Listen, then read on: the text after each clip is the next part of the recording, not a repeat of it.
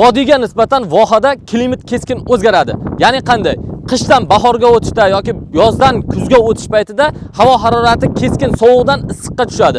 Bu paytda chorvada, vohada, aynan biz hozir Xorazmdamiz, qanday o'zgarishlar bo'ladi va mana shu o'zgarishlarga nimalar qilinib, oldini olish va davolash yo'llari haqida to'liq ma'lumot beramiz. Assalomu alaykum hurmatli kanalimiz obunachilari va mehmonlari. Bugun biz Xorazm viloyatidamiz. Ko'rib turgan firmalaringga kelganmiz va yonimda sizlar tanigan, bilgan Muhammadjon ukamiz. Assalomu alaykum. Yaxshimisiz? Charchamayapsiz Tohir aka? Assalomu alaykum hurmatli kanalimiz obunachilari va mehmonlari. Bugungi videoda juda chiroyli bo'ladi. Aka oldindan aytib qo'y, Miyostana reklamasi bo'lmaydi. Bu videoda siz maza qilib ko'rasiz. Faqat bitta iltimos sizdan, agarda siz bu videoni og'iz ochgandan keyin ko'rayotgan bo'lsangiz, albatta choy damlab qo'yib bitta ichib ko'rsangiz bo'ladi. Xo'p, bu videoda biz nimalarga e'tibor berishimiz kerak bo'ladi? Bu videoda biz turli kasalliklarni yoz paytida, qishdan bahorga o'tar paytida yoki kuzdan qishga o'tar paytidagi kelib chiqadigan turli kasalliklarni veterinar doktor akamiz bilan olib boramiz. Va shuning uchun aka sizdan bitta iltimos, bizni kanalimizni qo'llab-quvvatlash uchun bir donigina like-ni ayamang. Boshlaymizmi Tohir aka? Boshlaymiz. Bo'ldi, ketdik. Tohir aka, bitta savol, mana hozir klimat dedingiz, aynan voha, vodiy, Toshkentga 3 ga bo'linar ekan klimatda. Bunday o'ylab qarasa va nimaga 3 ga bo'linadi aka? Nimaga asoslanib 3 ga bo'linadi? Shu haqida to'liq ma'lumot bersangiz. Xo'p, avvalambor vodiy va Toshkent klimati haqida odamlarda juda ham yaxshi ma'lumotlarimiz bor. Hozir Xorazmdamiz. Bu yerda havo qanday? Klimat degani o'sha havo almashinishi. Hozir mana qishdan bahorga o'tyapmiz. Bu yerda qish o'ta sovuq va bahor kelishi bilan birdan issiq boshlanadi. Vodiyda emas. Misol uchun qishda minusdan sekin 1 ga, 2 ga ko'tarilib o'zi me'yorda bo'ladi. Toshkentda ham xuddi shunday, lekin vohada, ayniqsa Xorazm, Qoraqalpog'iston, Surxondaryolarda yozi issiq, juda ham sovuq bo'ladi. Ayniqsa Qashqadaryoda ham xuddi shu narsani bilganman. Qashqadaryolik akalarimiz bo'lsa, albatta ular podдержка bo'yicha nomer 1 desa ham bo'ladi. Chunki like-larni gumillatishadi. Aynan Qashqadaryo, Surxondaryoda juda o'ta issiq bo'ladi aka. Shunday. Mollarga bu ziyon tarafi bormi? Havoni keskin isib ketishi yoki keskin sovib ketishi hayvonga ham, odamga ham ziyoni bor. Nima uchun ziyoni bor? Moddalar almashinuvi degan narsa bor organizmda. Mana shu moddalar almashinuvi havo harorati issiq bo'lgan paytda stabilniy bir xil holatda, havo harorati sovuq bo'lgan paytda tanadagi hamma energiyani sarflaydi. Ya'ni tanani isitish uchun, sovutish uchun.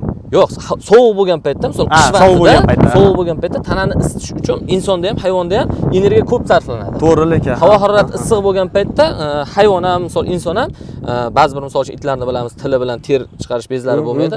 Jamiki hayvonlar deya olamiz, lekin terlash orqali hayvon terini sovutadi. To'g'ri lekin, to'g'ri haqiqatda. Teri sovutadi. Endi hayvonlarda misol uchun Xorazmda turibmiz hozir. Xorazmda klimat birdan o'zgarganining hisobiga hayvonlarda asosan moddalar almashinuvi buzilishi bilan kechadigan teri kasalliklari ko'plab uchraydi. Ko'plab uchraydi, vitamin yetishmovchiliklari uchraydi. Mana shu hozir kelgan firmamizda ham ko'rishlaringiz mumkin. Hayvonlarda o'sha teri hosilalari, ya'ni junlarini to'kilishi, qashlanishlar yoki bo'lmasa yot narsalarni tishlab tortish, iplarini tortish, bu narsalar bo'lyapti. Bularga o'sha video mobaynida to'liq ma'lumot berib, nima lecheniyalar qilish kerak, ozuqani qanday berish kerak yoki bo'lmasa havo harorati keskin isib ketgan paytda nimalar qilish kerak, nimalarga dezinfeksiya qilish kerak, bular haqida to'liq ma'lumot berib boramiz. Zo'r bo'lar-edi. Mana hozir bu firmaga keldim. Misol qilib aytsa bo'ladi. Mana ko'rib turibsizlar, mana molimizni badani nam. Nimaga nam? Chunki bu yalangan. Narigi molimiz bo'lsa, mana ko'rib turibsizlar, nimasini bo'ynini qichiryapti. Xo'p, nargisi bo'lsa, mana qarang. Nargisi bo'lsa yo'talyapti. Qisqa yo'tal ko'zda kechirilyapti. Aka, nimadan bular? Qisqa yo'tal. Bu kasallikmi yo fasl almashinuvi bo'lganning hisobiga bir kasallikmi? Mana hozirgi paytda havo harorati ya issiq emas yoki sovuq emas. To'g'ri. O'rtacha holatda kechqurun sovuq bo'lib ketadi. Mana shu qisqa yo'tallar kechki paytda suv qolib ketishi, suv idishda suv qolib ketganining hisobiga muzdek suvda ichadi hayvonlarda yo'tal asosan shuni hisobiga, misol erta bahorda shuni hisobiga kelib chiqadi. Qish bo'yi yo'talmaydi, chunki qish bo'yi hamma o'zini strahopkasini qiladi-da. To'g'ri. Sovuqda suv beradi, o'zi misol hayvonda avaylash boshlanadi. Lekin bahorga kelib turib ozgina quyosh chiqqan paytda hayvonlarga o'sha doimiy suvdan qochirishadi-da, o'sha suvni misol suv idishlariga quyib qo'yadi. Mana bunday zagonda boqadiganlar yoki bo'lmasa bog'lab boqadiganlarda bu narsa kamroq uchraydi, chunki chelakda berishadi yoki artizon suvdan yoki bo'lmasa issiqroq suv qilib berishadi. Ba'zi bir e'tiborsizlik holatlari bo'lsa, o'sha muzday suvni ham berib qo'yish bo'lishi mumkin. Unda ham misol kuzatilmaydi deyish mumkin emas. Kuzatilishi mumkin. U paytda misol uchun shularni oldini olish maqsadida hayvonga iliq suv berish kerak. Artizon suv. Gap yo'q. Vodoprovod suvi, misol uchun aynan isitib turib suv berish emas, vodoprovod suvi yoki ariqda oqayotgan oqova suv ham uni muzlamaydi. Ana shu suvlarda ham bersa bo'ladi. Qo'yil. Biz hozir bu qisqa yo'talni yetib o'tdik. Endi qarang Tohir aka. Mana men bu ko'rib turgan bo'yin qichishlari. Bu endi to'g'ri bitkana deyish mumkin. Buni yana bir qaysidir bir sabablari bormi? Buni sababi, asosiy sababi hozir hamma hayvonda uchrayapti, A vitaminoz. Ya'ni A vitaminini yetishmasligi yoki bo'lmasa A, D vitaminlarini yetishmasligi, hayvonlarning mutlaq o'sha qorong'u joyda qolib ketishi yoki bo'lmasa mana bunday yosh hayvonlarda ko'proq kuzatiladi, o'sish, rivojlanishga vitamin, mineral modda yetishmay qoladi. Bu paytda hayvonlarda o'sha terida qichishish, teri hosilalarini qatib qolishi, ko'pchilikda hozir ko'radigan bo'lsa, teri yuzasida oq bo'lib, hali bitlabdi deydi. U bitlamagan o'sha teriga A vitamini yetishmasligini hisobiga teri ko'chib tushadi. Jun bilan birga ko'chib tushib, uddalik teri bitlagan holat ko'rinadi. Bu holatda qilish mumkin. Misol uchun, mayli bit bosgan deyiladigan bo'lsa ham, unga ivermektin plus glazantelli vositalar teri ostiga yoki muskulga qo'llaniladigan holatlari bor va vitamin qilib qo'yish kerak. Vitamin qilish kerak. Vitamin A, D farqi yo'q uni. Misol uchun, hamma vitaminda ham A vitamini bo'lmaydi. O'sha o'qib turib A, D vitamini bor, multivitamin plus mineral bor. Bulardan qo'llab turish kerak. Misol uchun, hayvonlarda o'sish rivojlanishini rag'batlantirish uchun butofosfan tarkibli vitaminlarimiz, B12 tarkibli vitaminlarimiz, B kompleks tarkibli vitaminlarni qo'llasak bo'ladi. Bu nimani ta'minlab beradi? Ivermektin plus glazantel teri osti va usti parazitlarni o'ldirishga, qilinayotgan vitaminimiz o'sha hayvonga yetishmay turgan vitaminni yetkazib berishga.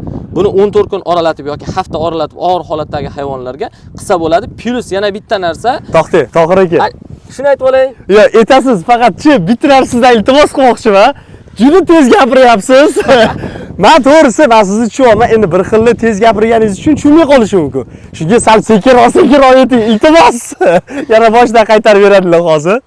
Xo'p, ivermektin plus glazantel teri osti va usti parazitlariga, B kompleks vitaminlari va A, D vitaminlari bular o'sha teri hosilalarini vitamin, mineral moddalarini to'yintirishga.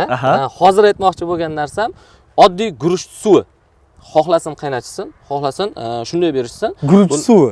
Biz hadeb dori-darmonga emas, vitaminning o'rniga A vitamini eng ko'p narsa bu guruch hisoblanadi. Guruch po'stlog'ida o'sha misol ishqalaganda ayollar yaxshi biladi, misol erkaklar ham osh qilamiz, hammamiz misol O'zbekiston hududida.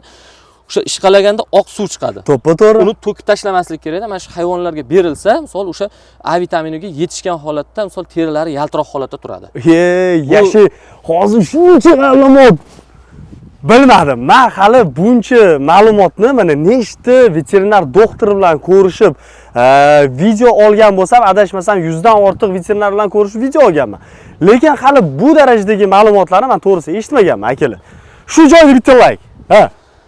Xo'p, keyin bahorga chiqish paytida albatta o'sha bitlarga yoki kanalarga Xorazm viloyati umuman vohada, vodiyda ham misol bir oydan keyin boshlanadi. Teleroz degan narsa bor. To'g'ri?